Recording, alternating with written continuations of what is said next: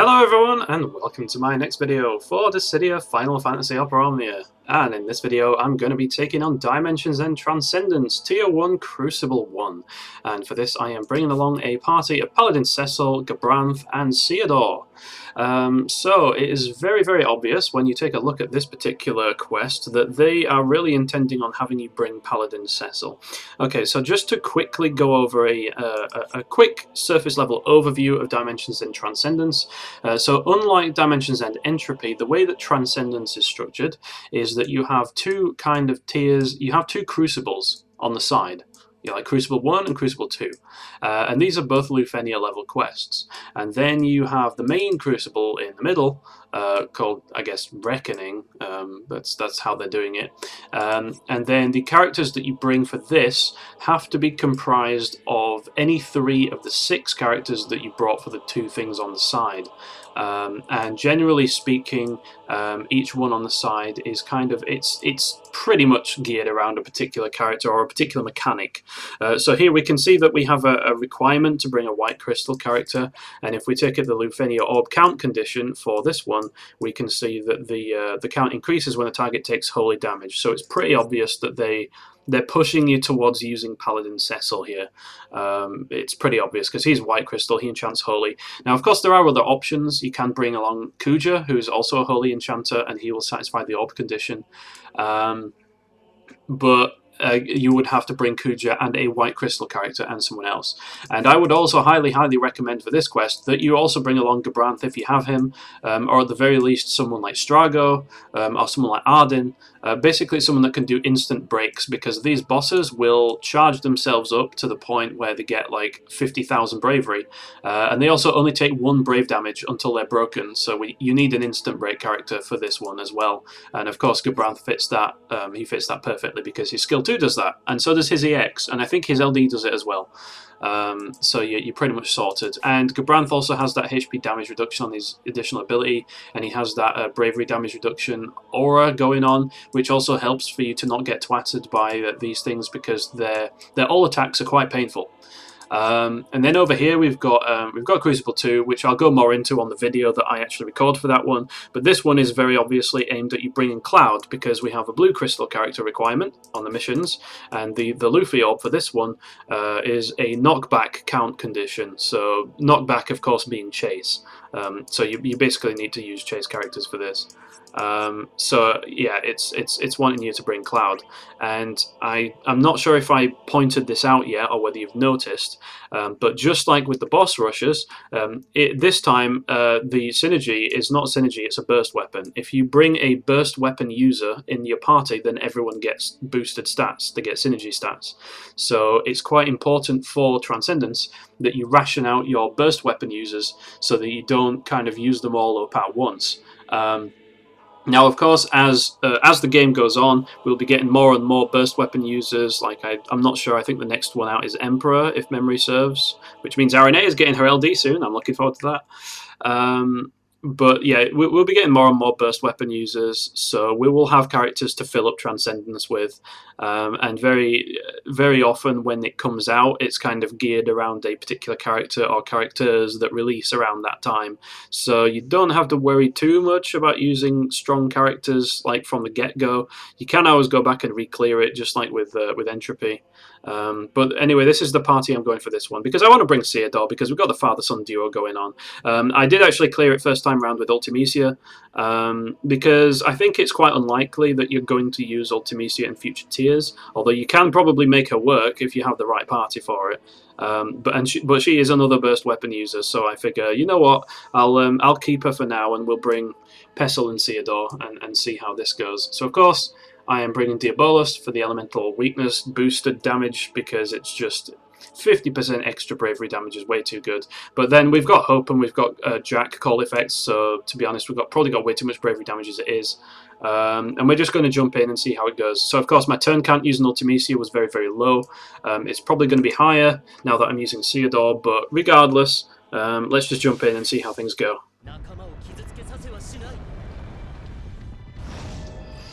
Okay, so these things.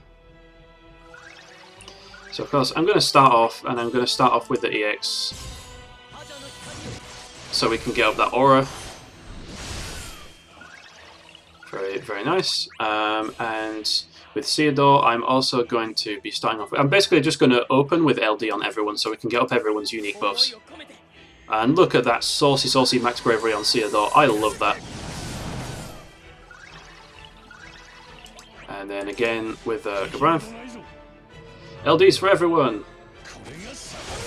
And thankfully this didn't turn into a fucky turn rate because the odds of that happening were quite high.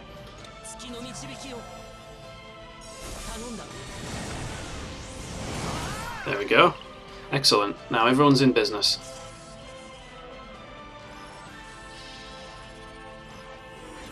And they do all this targeting bollocks. Yeah, and they use that eraser gun that gets rid of all your generic buffs, but I mean, Ceodore doesn't really... Nobody on this party really uses generic buffs, so you don't have to worry about that going on. Of course, I am absolutely going to Circle of Judgment, because we don't like these nasty, nasty generic buffs that the enemies have got on them. And yeah, let's just get the enchant going.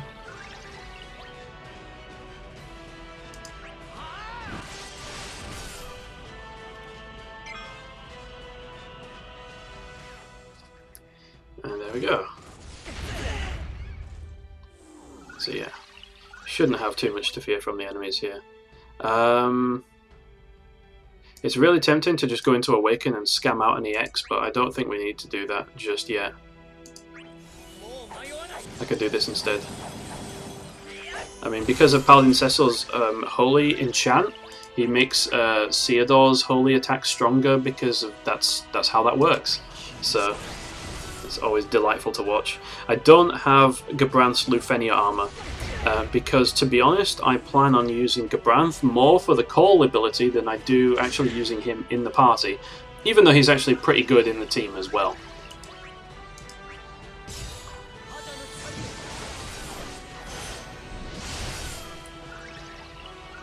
And it's time for one of my favourite things of all time, a Ceodore EX, but first we're going to use the Crystal 65. So we can get the enemies to recover from break. So brace for impact, guys. I freaking love this one.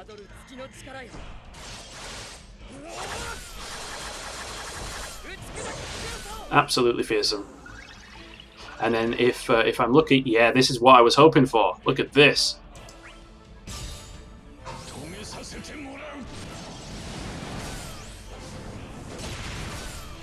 Of course, Gabranth's EX hits like an absolute truck if he has battery when he starts using it.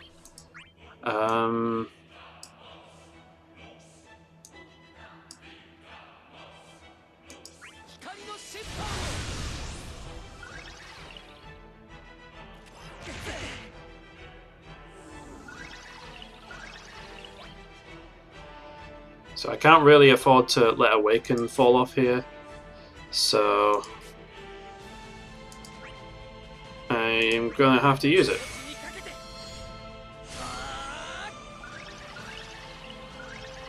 Let's see here.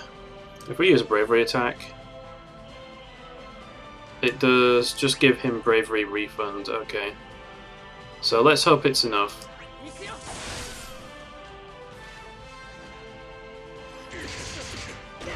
Ouch. Okay, that's fine. That's completely fine.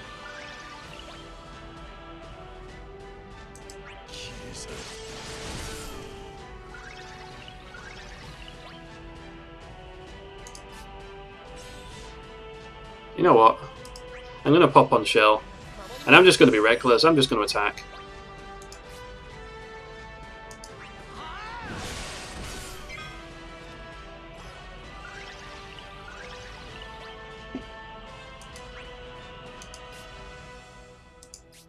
Now, you know what? I'm actually going to pop. I'm going to pop Browser, because that way we can avoid getting blown up too. Theoretically.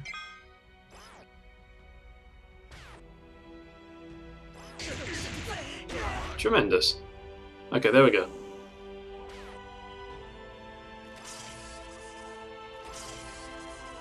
Brave damage not... Yeah, see that message up there and it says brave damage not getting through? That is pretty much when you need to do the instant break, which is what we're going to do right now. because otherwise you'll just be hitting for a whole lot of fat ones. Like actual ones, which we really don't want to happen. Need to start thinking about using Pecil's LD, or at least using his enchant again. But first, it's time for another EX. So yeah, the damage has dropped off a little bit because we don't have the enchant going on from Paladin Cecil. But look at the battery! The battery from that is bonkers.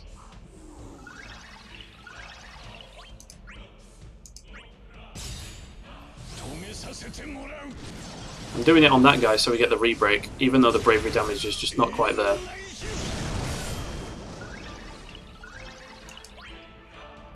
Okay, so I think it's time for a light enchant.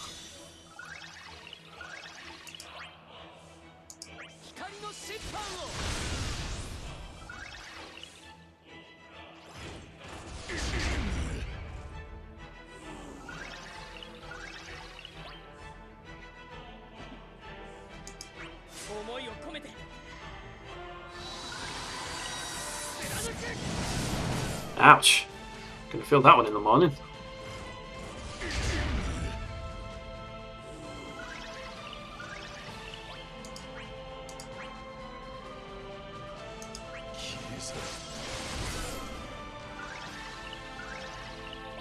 Okay.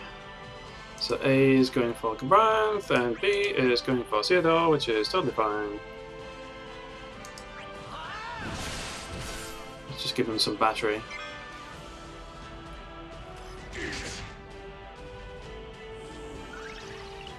Oh, come on, not this shit again.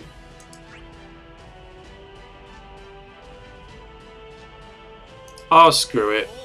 We're gonna take a lot of damage anyway. I might as well just use this.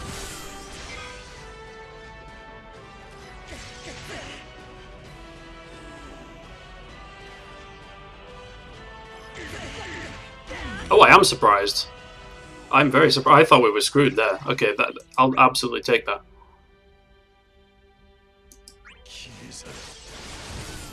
That means we've got another Ceodore EX full strength coming up. Okay, so next turn with Pecil should be an LD. We need to get up his refresh his buff and get his enchant going. But in the meantime, it's time for another one of these. One of my absolute favourite attacks in the game. Just look at that damage. Look at the numbers. Look at the battery. Absolutely stupid. Funny man. Your bullets tickle. No, don't do this shit. I'm sorry, if we've got an EX, which we do, I'm absolutely going to have to hit B with this, and then A is going to have to wait its turn and get broken later.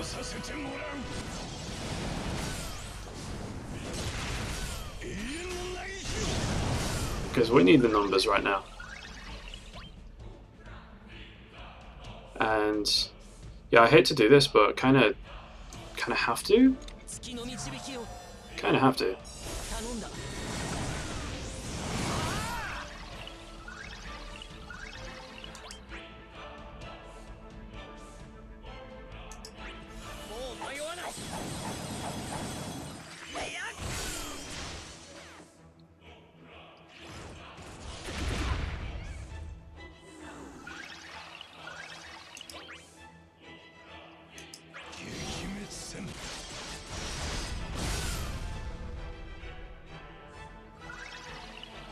There we go.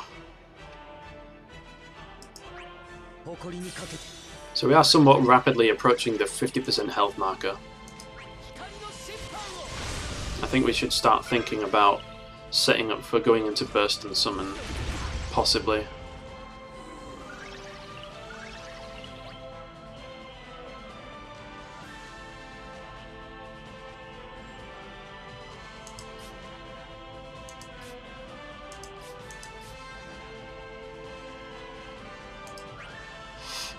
How is this going over? Ooh, I see a lot of... I see some potential here. So we can do this. Oh, Gordon Bennett, come on. No, why is B not recovering? It should have recovered. Oh well, it's fine.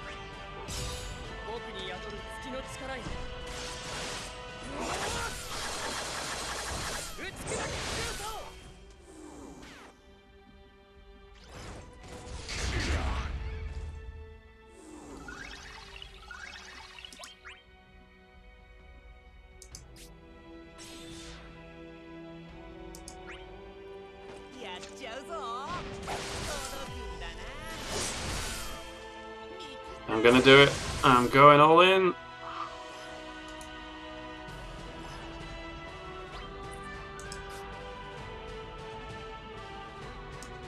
Does this do a slight boost to raised attack and attacking debuff targets? Why the hell not?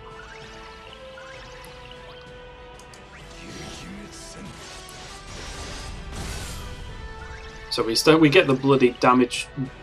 We get the damage bonus bug from the from calling in burst, from calling in LD characters rather.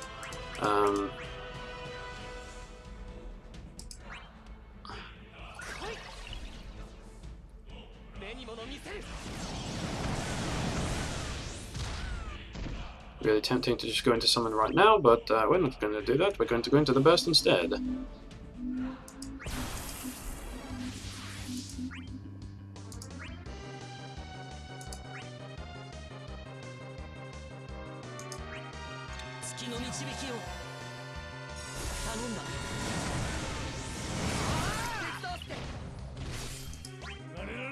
Now that is some juicy ass damage, look at that. Not quite as much as you'd get with like a Cloud Kai's comp, but still pretty lethal.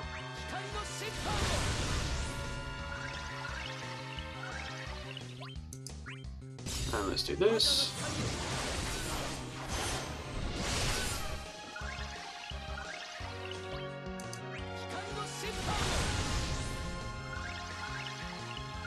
So I'm actually going to attack this guy over here, so we can break them both at the same time with the finisher.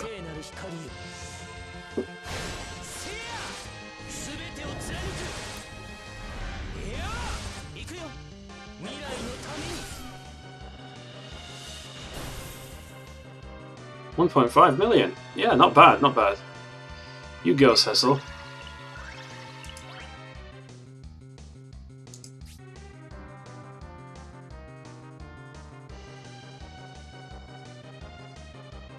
Alright, well, we both know what time it is. It's that time. It's summon time. Okay, so I'm actually going to use the Ramza LD during this summon. Because, look at this.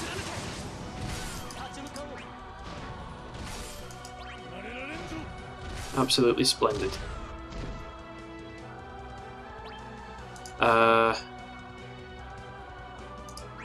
I'm not sure which gives the stronger battery. Is it this or is it his EX? I'm not sure.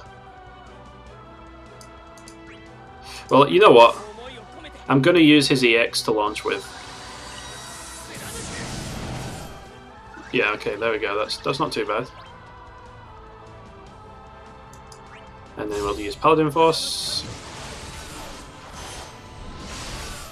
Some really dumb numbers. And then I'll use Quickening. Oh yeah, this is going perfectly. Look at the damage here. Rancid numbers. Okay, now it gets even worse. I'm gonna have to scam it during the summon though. Okay, here we go. Have a load of that.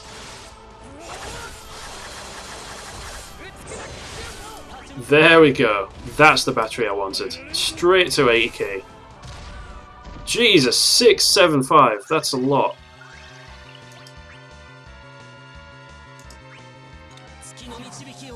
No reason not to LD here. Might as well just capitalize on this burst effect while it's still happening.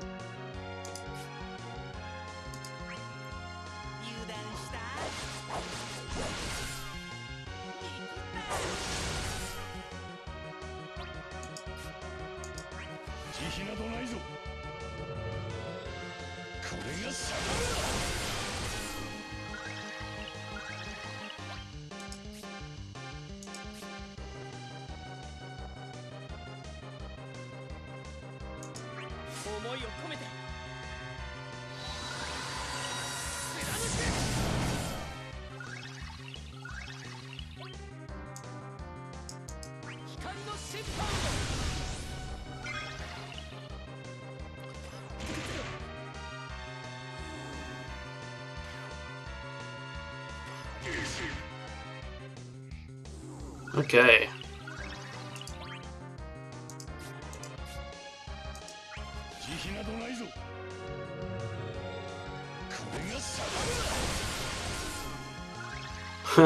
Oh my goodness.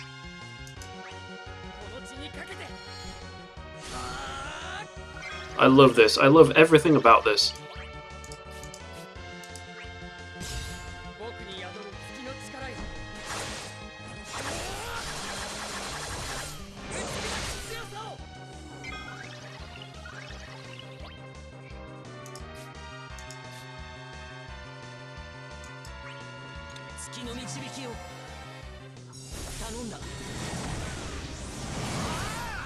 I sure hope I don't regret this. Out of control, huh? How much damage are you going to do? Come on, how much? Not enough. That's what I thought. And you, my friend, are out of here.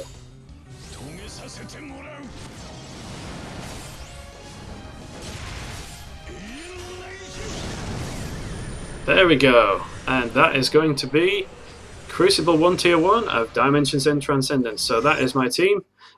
Granted, it does have Pecil with Burst, and it does have Gabranth, so it's not exactly a budget clear. But as I said, when as more and more tiers release, and as more and more Dimensions Ends are available, there'll definitely be new characters that come along, so I'm not really going to hold anything back on these ones. I'm just going to be using pretty strong teams, and if I run into problems further down the line, then I'm going to have to revisit it then. But for the time being, that is going to be my run, so I hope you all enjoyed, and until the next video, take care and goodbye.